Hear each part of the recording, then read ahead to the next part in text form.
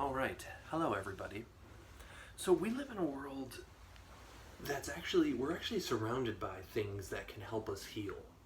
And if we start thinking a little bit more creatively and less reductively, we can start to see these things in our world and also to start engaging with them to improve our lives and to heal ourselves. And so I'm going to go through this list and we're going to talk about some of those things. First off is optimism, right? And that's our mindset, our attitude. And optimism promotes healing by shifting focus towards what is going right and the positive outcomes. And this helps us reduce stress and enhances our body's natural healing process. If we're able to be optimistic, even if we do experience something that puts us into a fight or flight mode, optimism can be there to help regulate our emotions and to get back to a place of calm reason. Forgetting. The act of forgetting plays a crucial role in healing by allowing our mind to let go of past wrongdoings, traumas, or fears, and to be able to reclaim its sense on the present and future. Forgetting is very powerful if you find yourself constantly stuck in the past or feel like, your mind always drags you back to the past. Being able to forgive and to forget really is a freeing act. It's a liberating move you can make, and it allows your mind to be available for what's happening now and also to consider where we might be going in the future. Novelty. Encountering novelty stimulates our brain. It encourages adaptability. It helps us reorient ourselves to the new surprise. And it can rejuvenate our perspective and improve our mental health. I find that people who struggle with burnout or depression or derealization, introducing healthy novelties into one's life can be really beneficial for those types of people. Tears. Crying is a natural therapeutic, and it's a mechanism that we have that helps us release emotional burden and stress and helps us to restore emotional balance. Dirt. Yes, the soil that's everywhere. Touching and coming into contact with dirt, particularly through activities such as gardening or grounding with your feet, can enhance our well-being and also connect us to the earth and its healing properties. It can also help us to affirm that natural connection. And I think for a lot of us, we live our days and we sometimes forget that we are also a part of nature.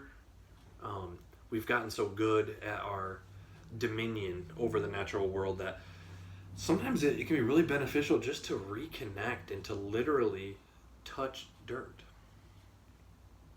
Music. Music heals us by resonating with our emotions, providing comfort, and potentially even altering our brainwave patterns. And this can help us induce a state of relaxation, and it can help us reduce anxiety. Music can also help us to become motivated, to keep us focused and on track. Music, whether you're listening or playing, is an awesome healing resource. Risk. Engaging with risk can get us out of funks. It's encouraging when we start taking small risks and they start paying off. It's sort of a momentum builder. It helps our confidence and it teaches us resilience, and it also reveals to us our inner strength. And so it's been my opinion that we as humans, we default to selling ourselves short. And when we have that self-concept, we tend to become risk averse. And when we become risk averse, we essentially cut ourselves off from knowing our true abilities, whether or not we could actually do the thing. And so, finding small places to insert some risk or experimentation might just be what you need to kind of get out of the funk you've been feeling. Plants. Now, in my office, I have a variety of different plants, including this cactus here and a little palm tree over there. But plants offer healing through their calming presence. Also, they're another connection point to the natural world. Plants improve our air quality, and they provide a sense of mutual nurturance, right? You take care of the plant, and the plant takes care of you. And being able to be involved in that sort of relationship can be very therapeutic. Bugs. Now, I know some of you are probably like, ooh, bugs or insects, I don't like those. But interacting with or observing bugs can encourage a sort of mindful it can encourage us to be in a more mindful place. And it may unlock a certain deeper appreciation for life's complexity and diversity. Right? It's pretty interesting to watch like an ant colony do its thing and sort of build up its mound, and it puts us into perspective. It shows us the scale of life and how small things can go and how big things can go, and sort of where we fall in that mix. Unhappiness. Sometimes leaning into our unhappiness can be that catalyst for change that we really need.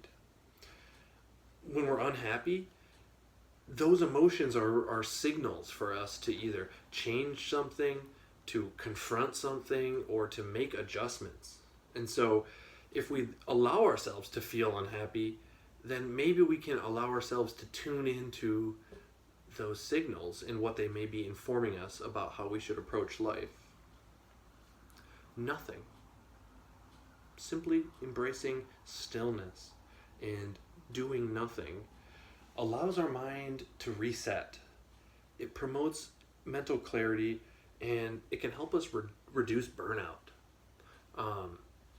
One of the big things about burnout is feeling this sense of monotony, or like feeling like we're just like a robot working at the widget factory. And so kind of cutting into that and giving ourselves permission to simply do nothing can be quite a welcoming change of pace. And you may find that when you allow yourself time and space to do nothing, your natural sort of self will step in and will give you a sort of sense of direction and a renewed sense of purpose. Voices, like the one you're listening to now on this video. The sound of human voices, whether it's in conversation or singing a song, can create a sense of connection and comfort, which aids in our emotional healing. Now, I think of like, a very common thing for people to do is when they're feeling upset or stuck or stressed out, they like to call their parents. And even if their parents are, in a different state and they can't really help them, just being able to hear the voices of your parents or somebody you love helps like drain our emotional system and can get our logic and reason and willpower back online. Next, we have mystery. Now, engaging with mysteries and the unknowns and the complexities of the world can be very stimulating to our mind. It can help pull us out of burnout, help renew our sense of creativity or purpose. It can also play into the sense of adventure that we feel, that we all are in a middle of an adventure with there's things to know, there's things that we don't know, and we're sort of in this creative middle ground in between both of those things. Engaging with mysteries can also improve our creativity and bring a sense of excitement and possibility to life, which can help improve maybe our optimism as well. Finally, we have miracles. Now, just the belief in miracles can inspire hope and increase our optimism. This provides a certain emotional support and a sense of wonder in our lives and in our healing journey. And so, kind of even just keeping an open mind to miracles that they could happen allows us the ability to keep our eyes and our mind's eye open to opportunities to improve our situation. And you never know. Amazing things happen seemingly out of nowhere sometimes. And leaning into those and embracing and keeping a mind open towards that possibility can be very healing. So just to review, we have optimism, forgetting, novelty, tears, dirt, music, risk, plants, bugs, unhappiness, nothing, voices, mystery, and miracles are all everyday, ordinary things that are kind of surrounding us that we have access to. And so I hope this video was helpful for you. I hope maybe your mind latched onto one or two of those things and kind of gives you a plan to go and tackle the day. I wish you the best in your healing journey, and I'll see you in the next video.